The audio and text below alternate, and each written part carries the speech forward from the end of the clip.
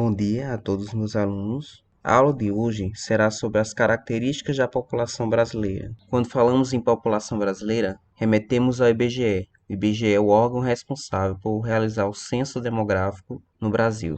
O que é o censo?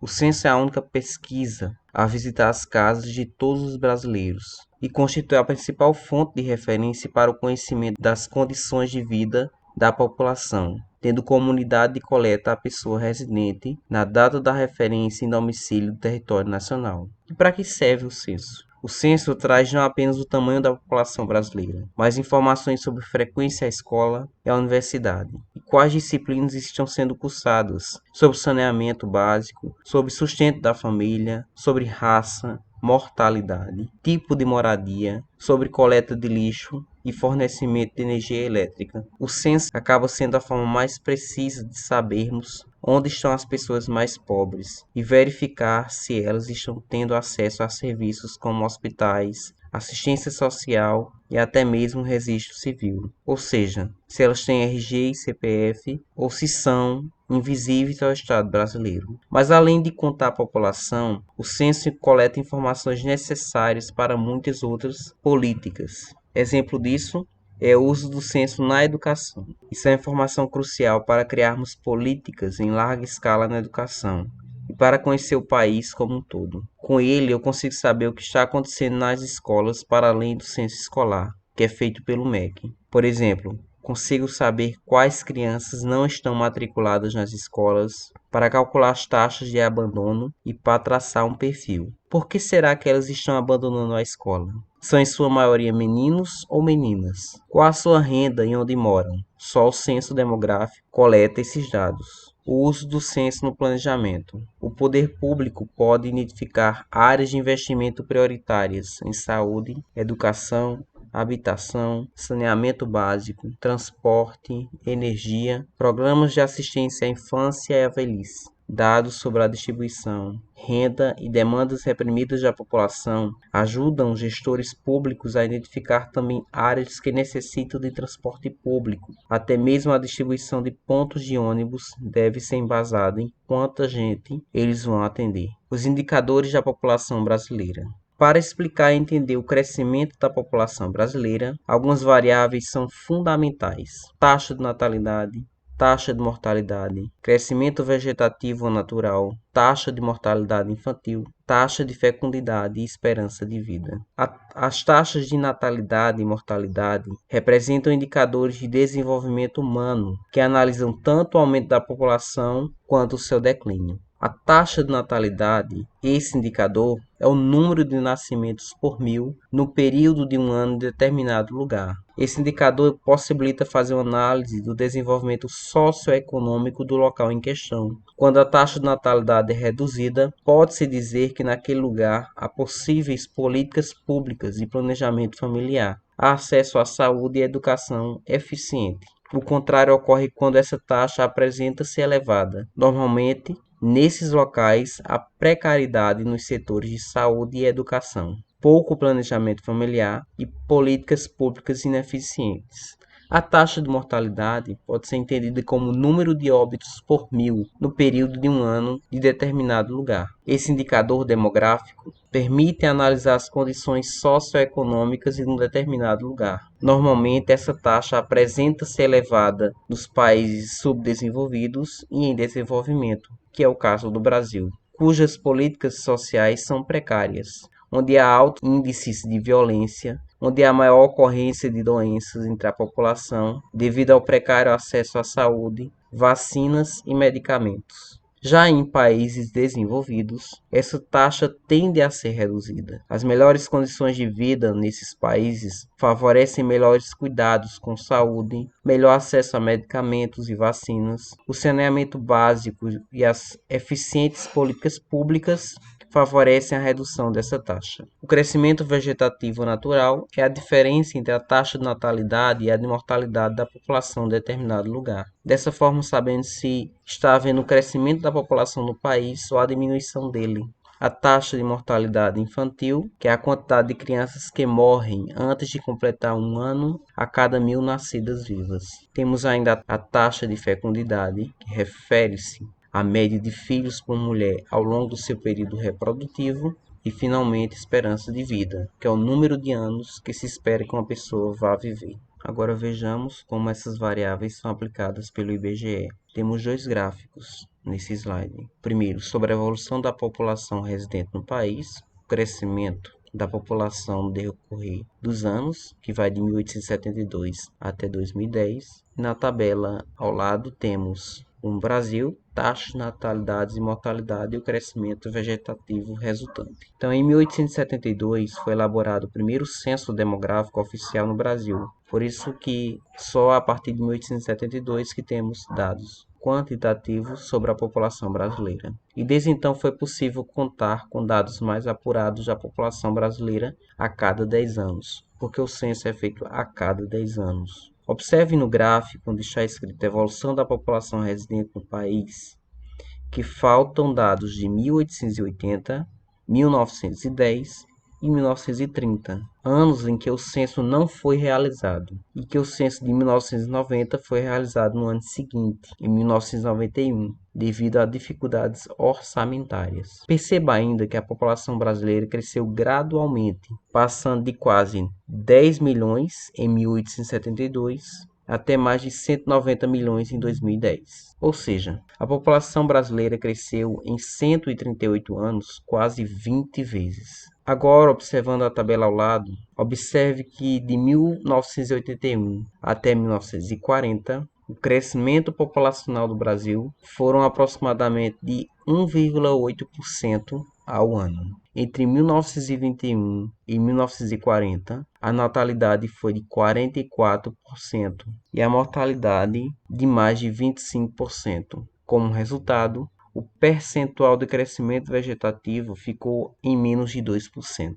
A evolução da taxa de mortalidade infantil no Brasil. O Brasil reduziu drasticamente os percentuais de mortalidade infantil, passando dos 203 óbitos em 1955 a cada 1.000 nascimentos para 14 mortes a cada grupo de 1.000 nascidos em 2012. A evolução da taxa de fecundidade no Brasil. A taxa de fecundidade, que é o número médio de filhos que uma mulher teria dentro do seu período fértil, das brasileiras, caiu entre 2000 e 2010. Conforme o levantamento, as mulheres com maior grau de instrução e renda também têm menos filhos. A queda da fecundidade ocorreu em todas as faixas etárias.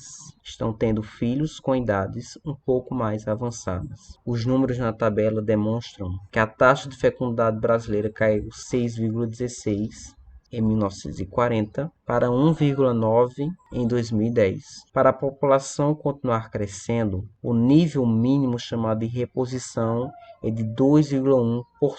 No país, apenas a região norte, com 2,47%, está acima da média. A expectativa de vida do brasileiro ao nascer é de 75,5 anos. A expectativa de vida das mulheres no Brasil sempre foi maior quando comparada à dos homens. Mas afinal, por que existe essa diferença? A principal razão é a ocupação e comportamento. Um incentivo cultural para que homens se comportem de maneira mais violenta e arriscada do que as mulheres também tem um peso na expectativa de vida menor. Outros fatores culturais influenciam. As mulheres entre 16 e 60 anos vão ao médico mais frequentemente do que os homens da mesma idade em lugares com conflitos armados e muita violência. A esperança de vida masculina diminui em alta velocidade. E em regiões onde a atenção médica é inadequada, muitas mulheres morrem durante o parto. Fatores como fumar, beber e se alimentar incorretamente também influenciam. A expectativa de vida ao nascer no Brasil era de 75 anos e 5 meses. E 26 dias em 2015. As mulheres ganharam uma esperança de vida de 3 meses e 4 dias, passando de 78,8 anos em 2014 para 79,1 anos em 2015. Já os homens têm a expectativa de viver de 71,9 anos, com aumento de um pouco maior de 3 meses e 22 dias. Fatores históricos da demografia brasileira, de 1872 até a atualidade. De 1872 até 1930, verificou-se que no Brasil existiam altas taxas de natalidade, altas taxas de mortalidade. Percebeu-se que a maior parte da população brasileira vivia na zona rural, quase ausência do saneamento básico, ausência de serviços de saúde para a maior parte da população, e notou-se a existência de doenças endêmicas e epidêmicas. As crianças, desde muito cedo, eram utilizadas pelos pais como mão de obra na lavoura, de acordo com a mentalidade predominante de que ter muitos filhos representava mais braços para o trabalho e, portanto, maior renda familiar. Esta era uma das razões das altas taxas de natalidade no país. Já as altas taxas de mortalidade podem ser explicadas pela carência de serviços de saneamento básico, abastecimento de água e tratamento de esgoto, e dos serviços de saúde para a maior parte da população, permitindo a difusão sem controle de doenças epidêmicas e endêmicas. Doenças epidêmicas é uma doença infecciosa e transmissível que ocorre numa comunidade ou região e pode se espalhar rapidamente entre as pessoas e outras regiões, originando um surto epidêmico. Já doenças endêmicas é uma doença que se manifesta apenas em uma determinada região de causa local, não atingindo nem se espalhando para outras comunidades. Exemplo disso é a malária. De 1940 até 1950, alguns fatores vão contribuir para a redução das taxas de mortalidade. São as chamadas campanhas de erradicação de doenças epidêmicas, através da vacinação ou combate aos agentes transmissores. Nessa época, vai ter campanhas contra a malária, tuberculose, o tétano, a paralisia infantil, doença de Chagas e a dengue. Em contrapartida, a taxa de natalidade se manteve alta e a população continuou vivendo predominantemente na zona rural. Exemplo desse momento é a revolta da vacina de 1904. Ele iniciou-se uma campanha de saneamento autoritária, onde as casas eram invadidas e vasculhadas. Além do mais, as pessoas eram obrigadas a se vacinarem compulsoriamente. Os agentes entravam nas casas e pegavam à força quem se recusasse. No entanto, as campanhas de vacinação seguiram as décadas seguintes até a atualidade. Eram realizados grandes eventos que reuniam multidões em busca de vacina. A vacinação de autoridades e personalidades queridas e respeitadas pela população abriu caminho e facilitou o trabalho de vacinadores durante as campanhas de erradicação da varíola. Como a imagem abaixo, vemos a foto de Frei Damião, que participou da estratégia de convencimento da população na Paraíba na década de 1960. Na imagem à direita, vemos a ação dos vacinadores nos lugares mais pobres e remotos do país, que passou a ser constantemente divulgada pelas campanhas de vacinação. Vacinação nas palafitas, nas estradas do interior do país e em lugares onde o acesso só é possível de barcos ou helicópteros. De 1960 até a atualidade. No final da década de 60, observou-se o início de uma queda generalizada da fecundidade no Brasil, tendência que se manteve nas décadas seguintes. Nessas décadas, houve diversas mudanças estruturais na economia brasileira, como a industrialização e a urbanização, que transformaram o comportamento reprodutivo, a existência dos métodos anticonceptivos, a inserção da mulher no mercado de trabalho, o processo de industrialização e urbanização, o processo de êxodo rural, que é a saída da população da zona rural para a zona urbana. A população passou a viver mais na zona urbana, uma melhoria nas prestações de serviços de saneamento básico e a universalização dos serviços de saúde. Nas cidades, uma maior quantidade de filhos significa mais despesa com alimentação, saúde e educação, ajudando na contenção da natalidade. A fecundidade média da mulher brasileira, na faixa de 15 e 44 anos, na década de 60, era de 6 filhos. Atualmente, esse número gira em torno de 1,9 filhos. Além disso, cerca de 70% das mulheres brasileiras casadas usam métodos anticoncepcionais e aproximadamente 45 delas fizeram laqueadura de trompas, que é a cirurgia que impede nova gravidez. Outro fator é a educação, que aumentou entre as mulheres e sua maior inserção no mercado de trabalho, contribuíram para a redução no número de filhos e tendem a adiar a escolha pela maternidade. A estrutura etária da população brasileira. A pirâmide etária são representações gráficas da estrutura populacional de um lugar, dividida em faixas etárias e sexo. Os gráficos são formados por barras superpostas e possuem topo, corpo e base. As barras inferiores correspondem à população mais jovem, e as barras superiores, o topo da pirâmide, corresponde à população mais velha. O lado esquerdo do gráfico representa a população masculina, em azul, enquanto o lado direito representa a população feminina, no tom de bege. No slide é possível visualizar os 3 tipos de pirâmides no Brasil. Pirâmide jovem de 1980 apresenta base larga, indicando que a taxa de natalidade é alta.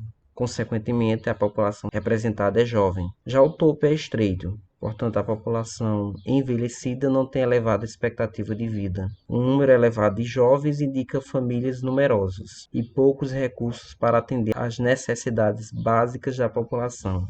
As políticas públicas são insuficientes e o acesso à educação e à saúde é precário.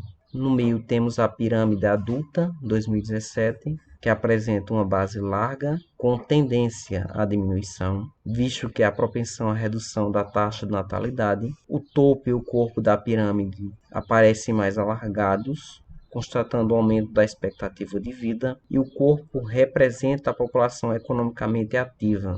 Países em desenvolvimento, como o Brasil, apresentam esse tipo de pirâmide. Nesses países, há uma melhoria no acesso às condições básicas, como saúde, educação e formação qualificada para o mercado de trabalho. E, por último, a pirâmide prevista para 2060, que apresenta uma base mais estreita, representando redução das taxas de fecundidade e natalidade. Já seu topo é mais largo em comparação aos topos das demais pirâmides, indicando redução das taxas de mortalidade e aumento da expectativa de vida. A pirâmide envelhecida demonstra então que o país vai viver problemas em virtude da pequena proporção da população economicamente ativa e do aumento da população idosa. O elevado número de idosos demanda gastos por parte dos programas assistenciais, pois essa faixa etária encontra-se fora do mercado de trabalho. A relação população e trabalho. Segundo o IBGE, conhecer a estrutura do mercado de trabalho é um aspecto importante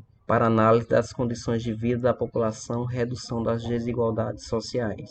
Por isso, o Instituto distingue alguns segmentos da população que trabalha. Seguindo os critérios da OIT, temos população em idade ativa, são pessoas na faixa etária de 15 a 64 anos de idade. População economicamente ativa, chamada de PEA, são pessoas que têm idade e condições físicas para trabalhar, que se dividem em população ocupada e população desocupada.